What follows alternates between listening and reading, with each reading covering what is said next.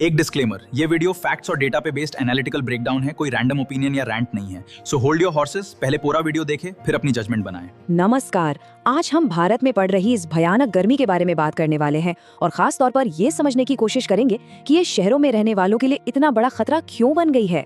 देखिए, ये अब सिर्फ मौसम की बात नहीं है, ये एक ऐसी हकीकत है जो हर साल और ज्यादा गंभीर होती जा रही है। ये लाइनें सिर्फ कहने सुनने के लिए नहीं हैं, ये वो एहसास है जिससे करोड़ों लोग हर रोज गुजर रहे हैं। एक ऐसी गर्मी जो शरीर को अंदर तक निचोड़ लेती है और कहीं भी राहत का एक पल नहीं मिलता। तो सवाल ये है कि इस बार की गर्मी इतनी अलग, इतनी ज्यादा क्यों है? चलिए इस संकट का पैमाना समझते हैं। जरा इस आंकड़े पर गौर कीजिए। हाल ही की एक रिपोर्ट बताती है कि दुनिया के 100 सबसे गर्म शहरों में से 92, जी हाँ 92 शहर अकेले भारत में हैं। ये सिर्फ एक नंबर नहीं है, ये एक बहुत बड़ी चेतावनी है कि हम इस समस्या के बिल्कुल सेंटर में हैं।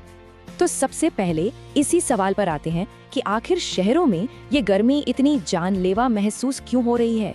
मतलब ऐसा क्या है जो हमारे शहरों को एक तरह से गर्मी की भट्टी में बदल रहा है? इससे वैज्ञानिक अर्बन हीट आइलैंड इफेक्ट कहते हैं। इसे ऐसे समझिए, दिन के वक्त कंक्रीट की सड़कें और इमारतें सूरज की सारी गर्मी सोख लेती हैं और फिर रात में उस गर्मी को धीरे धीरे बाहर छोड़ती रहती हैं। ऊपर से हजारों एयर कंडीशनर्स की बाहरी यूनिट्स लगातार गर्म हवा बाहर फेंकती हैं। नतीजा, गलियों और घरों के आसपास का तापमान और भी बढ़ जाता है। शहर सचमुच एक बंद भट्टी की तरह बन जाते हैं। लेकिन दिन की गर्मी से भी ज्यादा खतरनाक है गर्म रातें। होता क्या है कि दिन भर की तपिश के बाद हमारे शरीर को रात में ठंडक चाहिए होती है ताकि वो खुद को रिकवर कर सके, ठीक कर सके। पर जब रात का तापमान भी 30 डिग्री से ऊपर बना रहता है तो शरीर को ये मौका ही नहीं मिल पाता। इससे लगातार हीट स्ट्रेस बना रहता है जो हमारे दिल और दूसरे जरूरी अंगों के लिए बेहद खतरनाक साबित हो सकता है। और इस बार तो गर्मी का साथ एक और दुश्मन दे रहा है, नमी यानी ह्यूमिडिटी। जब हवा में नमी ज्यादा होती है तो हमारा पसीना भाप बनकर उड़ ही नहीं पाता। इसका सीधा सा मतलब ये है कि शरीर का जो अपना नेचुरल एयर कंडीशनिंग सिस्टम है वो काम करना बंद कर देता है। इसीलिए अगर तापमान 45 डिग्री है तो नमी की वजह से हमें वो 48 या 50 डिग्री जैसा महसूस होता है। अच्छा, तो ये तो हुई जमीन की बात। चलिए अब जरा ऊपर आसमान की तरफ देखते हैं। इस भयानक गर्मी के पीछे कुछ बड़े मौसमी कारण भी हैं जो एक तरह से एक अदृश्य ढक्कन की तरह काम कर रहे हैं। मौसम वैज्ञानिक इसे कहते हैं हीट डोम। अब ये क्या है? आसान भाषा में समझें तो वायुमंडल में ऊपर एक हाई प्रेशर जोन बन जाता है। ये जोन गर्म हवा को एक गुंबद या डोम की तरह नीचे ही कैद कर लेता है।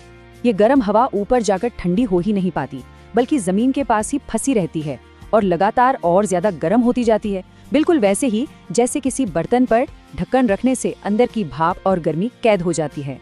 और ये हीट डोम बनता है सब्सिडेंस की वजह से। इसमें होता ये है कि हवा ऊपर जाने के बजाय नीचे की तरफ दबती है और जब हवा ऐसे नीचे की ओर सिंक होती है तो बादल नहीं बन पाते। नतीजा होता है एकदम साफ आसमान और सूरज की सीधी तीखी किरणें जो बिना किसी रोक टोक के जमीन को जलाती रहती हैं। अब इस पूरी तस्वीर को थोड़ा और बड़ा करके देखते हैं। भारत की इस गर्मी का कनेक्शन हजारों किलोमीटर दूर प्रशांत महासागर यानी पैसिफिक ओशन में हो रही एक घटना से भी है जिसे कहते हैं एल नीनो। देखिए, नॉर्मल सालों में क्या होता है, प्रशांत महासागर में तेज हवाएं चलती हैं जो सतह के गर्म पानी को एशिया की तरफ धकेलती हैं। इससे अमेरिका के तट पर नीचे से ठंडा पानी ऊपर आ जाता है और एक बैलेंस बना रहता है।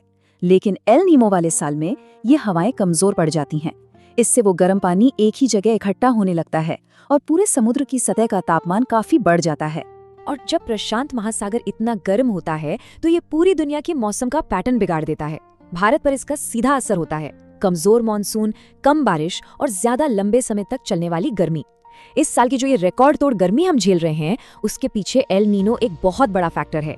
तो इन सभी वजहों को जब हम एक साथ जोड़कर देखते हैं तो एक बहुत बड़ा और गंभीर सवाल सामने आता है। क्या ये जो भयानक गर्मी हम देख रहे हैं ये कोई 1-2 साल की बात है या फिर यही हमारा नया नॉर्मल बनने जा रहा है? आंकड़े जो कहानी बता रहे हैं वो बहुत साफ हैं और डराने वाली भी।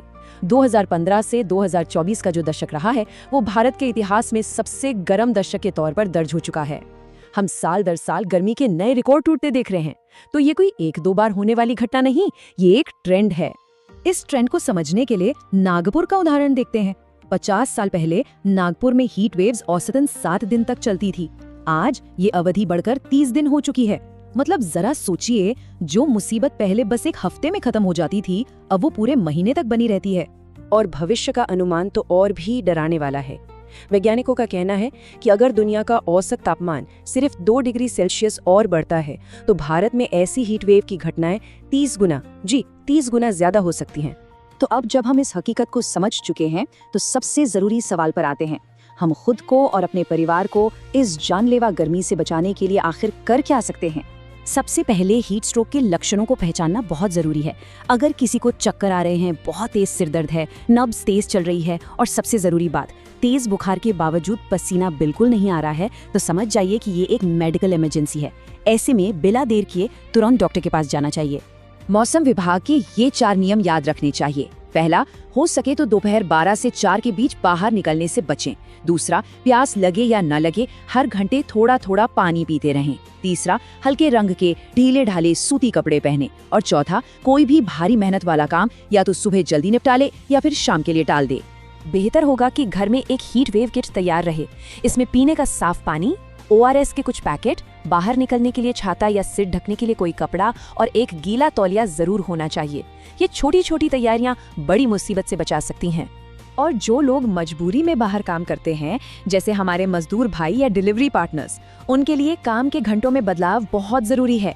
काम सुबह जल्दी शुरू किया जाए, फिर दोपहर में 12 से 4 बजे तक एक लंबा ब्रेक हो और फिर शाम को मौसम थोड़ा ठंडा होने पर दोबारा काम शुरू किया जा सकता है। और आखिर में ये सवाल हम सबके लिए है, जिस गर्मी को आज हम असाधारण या रिकॉर्ड तोड़ कह रहे हैं, क्या वो आने वाले कुछ ही सालों में हमारी जिंदगी की एक आम बात, एक रूटीन बन जाएगी? इस सवाल पर सोचना और इसके लिए तैयार रहना हम सबकी साझी जिम्मेदारी है। अपना ध्यान रखें और सुरक्षित रहें। Thanks for watching. Please like, share and subscribe for more. Jai Hind. Khuda Hafiz.